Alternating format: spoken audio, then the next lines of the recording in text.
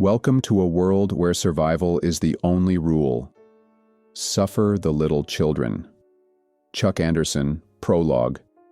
They sat down next to each other, slumped against the brightly colored wall, their heads bowed in terrified exhaustion. In the distance, they could hear sirens. They'd been trying to call for ambulances for a couple of hours now, but the lines had been jammed. Apparently, whatever was going on in their little corner of hell was affecting the entire city. They stared at the floor, unable to look at each other, or at the 24 small bodies lying covered by their nap-time blankets in the makeshift morgue that, before this horrible morning, had been known as the Duckling Room at the Happy Mornings Daycare Center. He coughed and leaned away from his co-teacher, spitting out the weird dust that had rained down after the equally weird sonic boom a few hours ago. It had all the grown-ups coughing, trying to spit the awful taste out of their mouths. That's what it had done to the grown-ups. They were looking at what it had done to the children. Within an hour or so, the children had started to fall down where they stood, convulsing wildly and proceeding to, more or less, vomit out their internal organs. They had done what they could, put the poor things on their nap mats, comforted them, and in the end, attempted CPR. But they had watched all of their little charges die. The boss was in her office, sobbing and trying repeatedly to reach someone, anyone, on the phone. The blanket-wrapped bodies of 3 other students were sharing the office with her. All of the other teachers had bailed, some to go home and check on their own kids, some just so freaked out they had simply run away. Some of them had thought it was terrorists, some had thought it was the work of hostile space aliens, some thought it had to be some kind of chemical spill, and some thought it was the opening notes of Armageddon. None of them had wanted to hang out in a building full of dead kids and wait to find out just what the hell was happening. None of them had wanted to wait for the grim task of telling the parents what had happened when they began to show up. The woman next to him moaned softly, and he patted her on the back awkwardly. He had never felt so helpless or useless in his entire life as he had felt this whole damn messed up morning. Watching the kids he had cared for every day he'd been working here die one by one had been gut-wrenchingly horrible.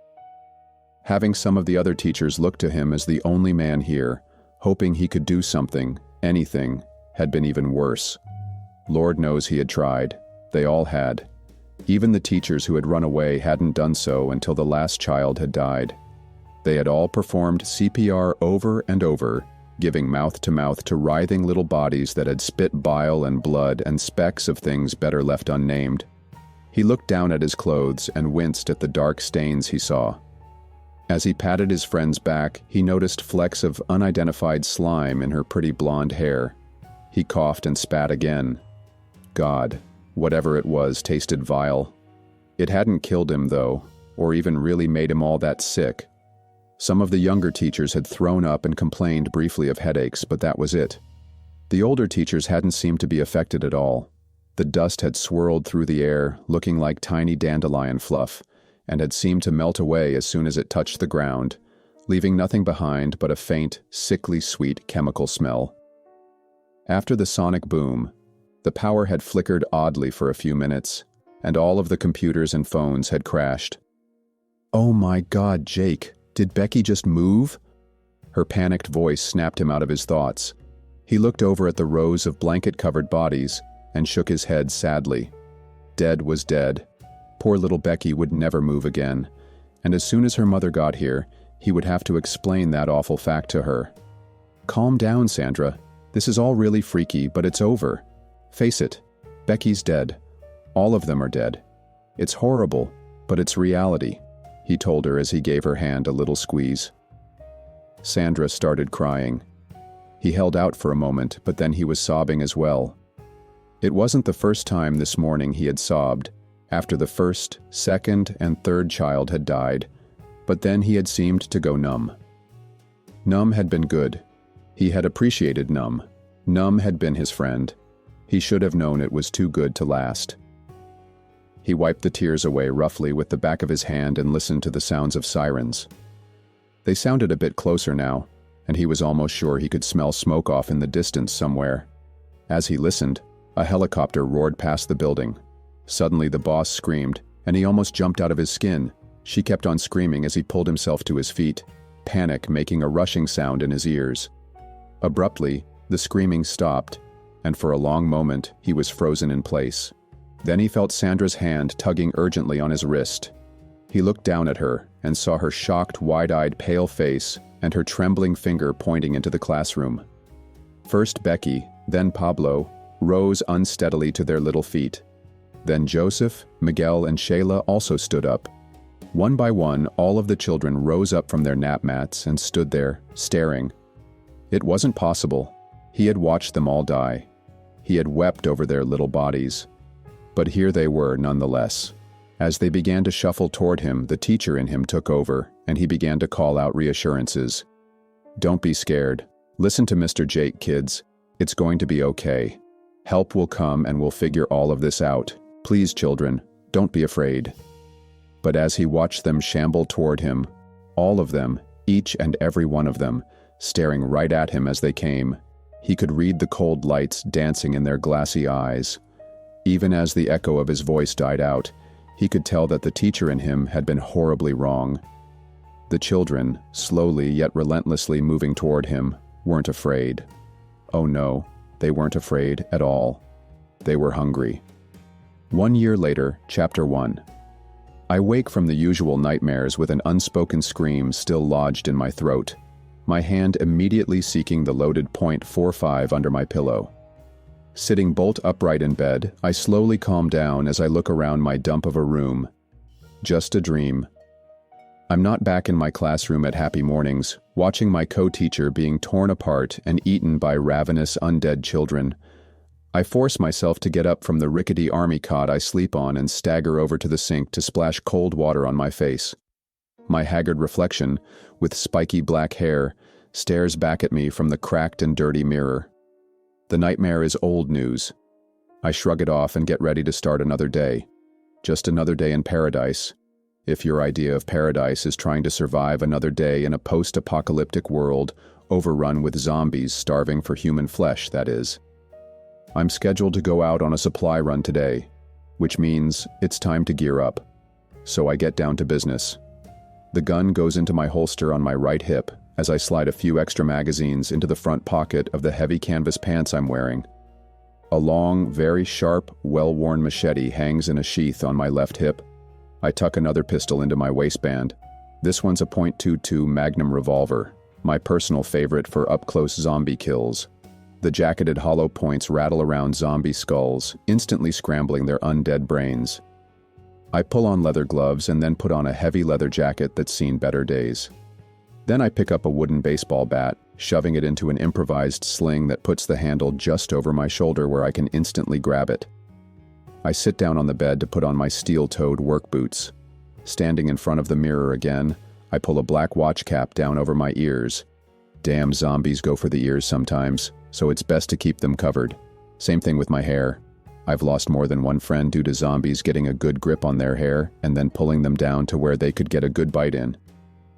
In this new world, you live and learn. Or just plain die screaming, usually. Time to grab a quick breakfast, or whatever slop they're serving today, and then check the roster to see what I'm doing and who I'm doing it with. I really hope it isn't a hospital run. I know us survivors need drugs and supplies, but hospital runs suck. The hospital was close, which made it seem like a better risk.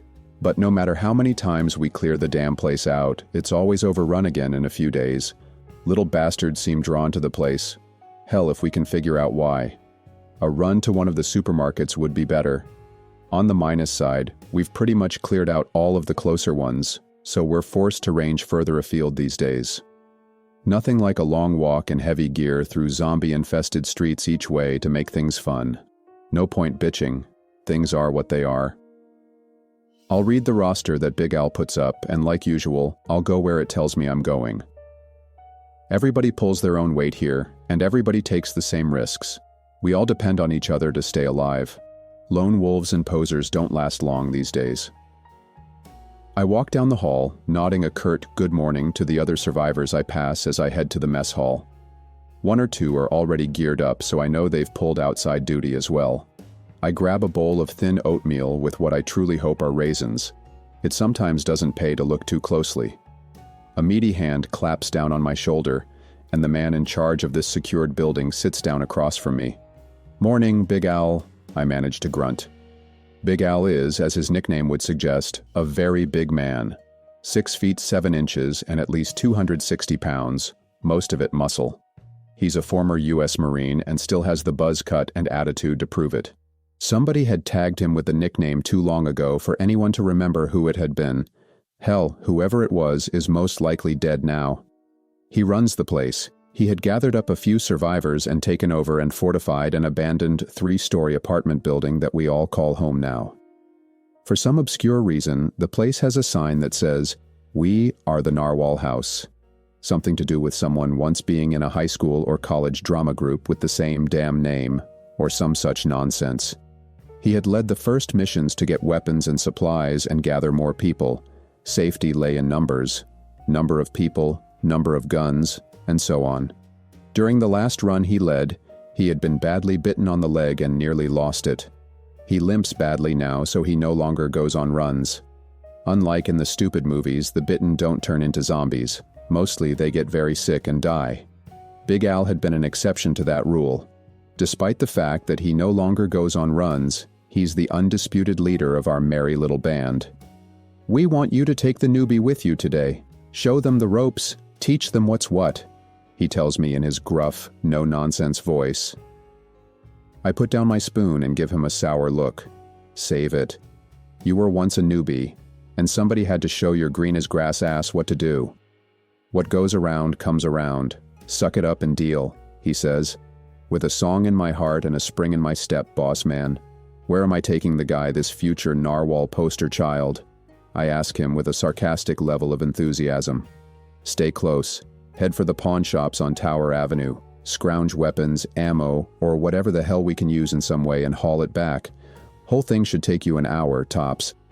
"You got it, boss man. Where is this fine fellow and comrade in arms?" I ask, being my usual charming self. "Right behind you, asshole," a husky contralto voice says from behind me and to my left. Big Al gives me a smirk as he sits across from me with his arms crossed over his massive chest. Jerk went and set me up perfectly. I turn around, and a 30-something slender bottle blonde stares back at me. She's geared up and carrying a sharpened piece of rebar about the size of the javelin I threw back in high school track and field about 1,000,000 years ago. She's about my height, and before all of this happened, she'd probably been a secretary or something. She has the look. Sighing, I stand up and toss her my spare hat.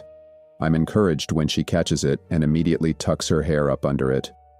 "What's your name?" I ask her. "What's your name?" she fires back, ignoring the chuckles rumbling from Big Al as he laughs at me. "Joyce. Should I just keep calling you asshole? Or is there another name you want me to use?" "You can call me Jake," I tell her flatly. "Actually, Joyce, you can call him boss the entire time you're with him out there. His word is law. You stop when he stops, you move when he moves, and you do what he tells you. Understood?" Big Al barks at her. "Yes, sir," she tells him calmly.